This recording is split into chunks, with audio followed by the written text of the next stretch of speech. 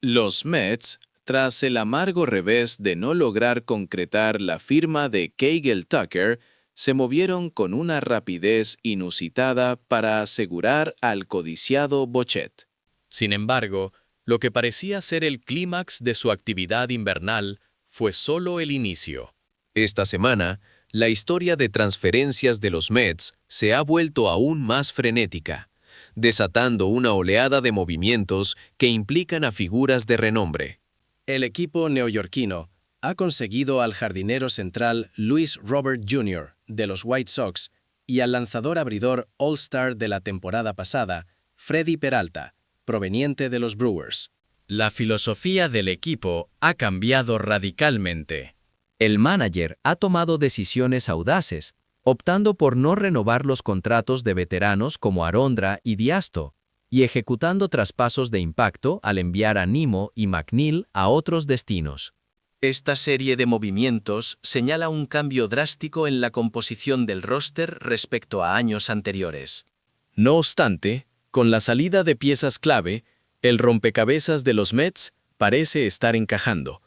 Vitt y Robert Jr. Se encargan de llenar el vacío ofensivo en la alineación, mientras que la adición de Peralta, un lanzador abridor de élite, busca resolver las inconsistencias que plagaron la rotación el año pasado. En esta ocasión, profundizaremos en estas dos transacciones trascendentales que redefinieron el panorama de Queens. Comencemos con el intercambio entre los Mets y los White Sox. En esta operación, los Mets obtuvieron a Luis Robert Jr. A cambio, los White Sox recibieron a Luis Ángel Acuña, un prospecto de cuadro interior altamente cotizado, y a Truman Powley, un lanzador diestro egresado de Harvard, seleccionado en la 12ª ronda el año pasado. Los rumores sobre un posible traspaso de Robert Jr. habían circulado durante casi un año, y finalmente, este acuerdo se materializó. Mi impresión inicial sobre este intercambio es que los Mets lograron exitosamente incorporar a Robert Jr. Cedar, para ocupar la posición de jardinero central, un hueco que buscaban desesperadamente llenar, especialmente tras la adquisición de Bichette. Aunque la producción ofensiva de Sever Jr. no ha sido consistente en los últimos años, este movimiento implica un riesgo calculado. Todos en la liga saben que, si logra recuperar su mejor nivel, es uno de los jugadores más dinámicos y explosivos. Por ello, considero que los Mets decidieron apostar fuerte. Por su parte, los White Sox deben estar satisfechos.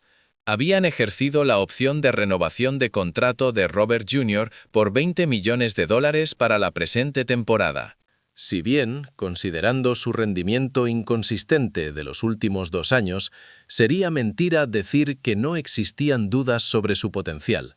El hecho de poder venderlo ahora mismo me sugiere que habían planeado ejecutar esa opción con miras al traspaso. Ciertamente, hubo momentos en los que pudieron haberlo vendido por un precio más alto, pero obtener a Luis Ángel Acuña, un ex prospecto de élite, a cambio de Robert Jr., en este momento, no es un mal negocio para los White Sox. Robert Jr. es, sin duda, un jugador de alto riesgo, pero con un potencial inmenso. Como mencioné, los White Sox ejercieron la opción de club para esta temporada, valorando su contrato en $20 millones. Una suma similar está incluida en su opción de club para la temporada siguiente. Su talento fue altamente elogiado desde sus días como prospecto. En la temporada 2023, jugó la mayor cantidad de partidos de su carrera en la MLB, 145, donde bateó 38 cuadrangulares y registró un WRC más de 129. Su BAR fue de 5.3, ubicándolo en el puesto 12 en las votaciones para el MVP. Su defensa en el jardín central es de primer nivel, por lo que, si logra mantenerse sano y batear consistentemente, tiene el perfil para ser uno de los mejores jugadores de las mayores. Sin embargo, el problema de Robert Jr. ha sido precisamente la incapacidad de mantener esa promesa. mirando más allá de 2023, ha tenido largos periodos fuera de juego debido a lesiones. La fragilidad física es su mayor debilidad. Además, su rendimiento ofensivo ha sido particularmente pobre en las 2 temporadas más recientes, registrando un WRC más de 84 en ambas. Incluso con una defensa estelar, estos números ofensivos no justifican un salario de 20 millones. A pesar de los constantes rumores de traspaso, la situación actual de los White Sox y su alto salario, sumado a las incertidumbres sobre su rendimiento, lo convertían en un jugador difícil de mover. Considero que difícilmente un equipo en la parte baja de la clasificación estaría dispuesto a pagar un precio tan elevado por él. Por lo tanto, la flexibilidad financiera de los Mets y su contexto actual hicieron de Robert Jr. una mejora significativa para ellos. El año pasado, el WRC Plus, combinado de los jugadores de los Mets en el jardín central, fue de solo 71, un número inferior al potencial ofensivo, incluso del Robert Jr. inconsistente. Gran parte de esta baja producción se debió a Tyrone Taylor. Aunque Taylor es impecable defensivamente, su bateo era demasiado escaso para asegurar un puesto en el centro de la alineación de un contendiente. ¿Es Robert Jr. suficientemente bueno? Su defensa es comparable a la de Taylor, pero el techo ofensivo de Robert Jr. es inmensamente superior. El acuerdo contractual también beneficia la estructura actual de los Mets. Shedar. Si hablamos de agentes libres en el jardín central, Cody Bellinger, quien acaba de firmar un acuerdo por 5 años con los Yankees, parecía haber generado más interés en Queens, pero está claro que los Mets están priorizando la flexibilidad salarial, como lo demuestra su oferta de contrato a corto plazo a Tucker Barnett. Es difícil argumentar que estaban dispuestos a ofrecerle a Bellinger un contrato de valor similar al de los Yankees. Aunque Robert Jr. representa un riesgo considerable, es una mejora sobre tener a Taylor como titular. Además, su contrato incluye opciones de club, por lo que si el experimento fracasa, simplemente pueden declinar la opción y buscar otro jardinero central. Shedar, que tiene flexibilidad y la posibilidad de un techo enorme que otros jardineros centrales, aparte de Bellinger, como Harrison Bader, no ofrecen, 20 millones anuales no son un obstáculo. Habían sacrificado a Acuña, cuyo estatus de opción de liga menor había expirado, y a un lanzador que no necesariamente encajaba en los planes inmediatos de los Mets. Por lo tanto, sopesaron el riesgo y la potencial recompensa, y decidieron que valía la pena. Ahora, la pelota está en el tejado de Robert Jr. Debe recuperar su forma o quizás el cambio a un nuevo equipo con expectativas de competir por los playoffs eleve su motivación y lo devuelva a su mejor nivel. Pasamos al otro gran traspaso, el acuerdo con los Brewers. En esta transacción, los Mets adquirieron al lanzador abridor All-Star Freddy Peralta y a Tobias Myers, un lanzador de rol swingman del año pasado. A cambio, los Brewers se hicieron con los cotizados prospectos Jed Williams y el lanzador Brandon Sproat, quien debutó en la MLB el año pasado. Con Lindor y Semien formando una base sólida para los próximos 3 años y la reciente llegada de Bichette, la posición de cuadro interior de los Mets estaba saturada, haciendo de Acuña y Williams activos valiosos para un traspaso. La adición de Sproat proporciona a los Brewers 2 lanzadores confiables, Peralta, una estrella, y Myers, un novato que ya se estableció como un sólido abridor en la MLB en 2024. Los Mets sufrieron mucho con sus abridores a mitad del año pasado, por lo que esta adición es un gran impulso. Mientras tanto, los Brewers han estado desprendiéndose de piezas clave en los últimos años, incluyendo a Hader, Barnes y de Williams, quien firmó con Masica como agente libre. El traspaso de Peralta no es una excepción.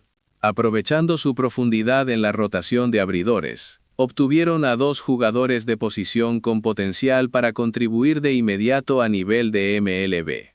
Caleb Darwin, adquirido en el canje de Williams el año pasado, tuvo un impacto significativo, y no sería sorprendente si Jet Williams logra algo similar. La adición de Sprout para compensar la pérdida de 2 lanzadores abridores también fue un movimiento inteligente. Entre los lanzadores con posibilidades realistas de ser traspasados, Peralta era el mejor abridor disponible. Su contrato expira esta temporada, pero con un salario de solo $8 millones anuales, es una inversión muy baja para un abridor de su calibre, lo que añade a su atractivo. Como lanzador, el año pasado fue un gran salto adelante. Shedar. Lanzó 33 cuadrangulares en 176 entradas con una efectividad de 2.70, alcanzando 5.5 en la escala de victorias por encima del reemplazo de Les Francesca y ubicándose quinto en la votación del premio al mejor lanzador. Fue una temporada altamente efectiva. Tiende a lanzar algunas pelotas descontroladas, y hay momentos en los juegos en los que no logra completar las entradas necesarias. Sin embargo, el hecho de que no haya sufrido lesiones significativas en los últimos 3 años es un punto a favor, y su tasa de ponches del 28.2% le permite mostrar su habilidad superior para lanzar, lo cual es una gran fortaleza. Aunque la rotación abridora de los Mets antes de su llegada era decente solo por nombre, existían muchas interrogantes. La adquisición de Peralta podría aclarar un poco el panorama. Si restringimos el periodo del 15 de junio en adelante, la efectividad de los abridores de los Mets fue de 5.29, la cuarta peor en la MLB. Las dificultades que tuvieron para gestionar a sus lanzadores abridores todavía están frescas en la memoria. A pesar de fichar a nombres grandes como Superman y Senga, terminaron dependiendo mucho del novato Nolan Macklin. Incluso antes de adquirir a Peralta, Macklin, con 8 aperturas sólidas, era virtualmente el lanzador número 1 en la lista del equipo. Si bien es innegable que Macklin tuvo un excelente desempeño el año pasado, para un equipo con la nómina más alta de la MLB, esta dependencia era un problema. Necesitaban un abridor de primera línea. La llegada de Peralta resuelve ese problema temporalmente. Personalmente, creo que hubiera sido mejor añadir otro agente libre, quizás Framber Valdez, pero queda por ver si los Mets siguen interesados en Valdez incluso después de fichar a Peralta. La inclusión de Myers en el trato también fortalece la profundidad de la rotación. Parece un lanzador aceptable en la liga, y con William Kimata jugando en la MLB, no había un camino claro para que Sprout obtuviera tiempo de juego. Su camino hacia la alineación principal no era obvio. Dado que el equipo prioriza a Jonathan como prospecto joven y el inminente regreso de Christian Scott, no creo que Sprout fuera a ser utilizado como reemplazo. Por supuesto, Peralta solo tiene un año de contrato restante, por lo que dejar ir a Williams y Sprout deja una sensación diferente, pero Myers también llega para reemplazar a Sprout. Por lo tanto, creo que esta operación valió la pena. Sin embargo, habiendo perdido 2 prospectos de élite, el equipo podría querer explorar formas de retener a Peralta por un periodo más largo, incluyendo la posibilidad de una extensión de contrato. Todos los jugadores adquiridos recientemente tienen contratos firmados con 3 años o menos de control restante, incluyendo a Robert Jr. y el recién llegado Peralta.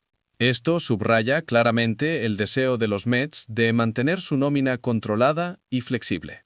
Están intentando mantener la estructura salarial lo más flexible posible, mientras construyen un sistema con jugadores de calidad a corto plazo, lo que facilita el siguiente paso si las cosas no funcionan. Esta es probablemente la política actual de la organización, pero ¿qué resultados producirá?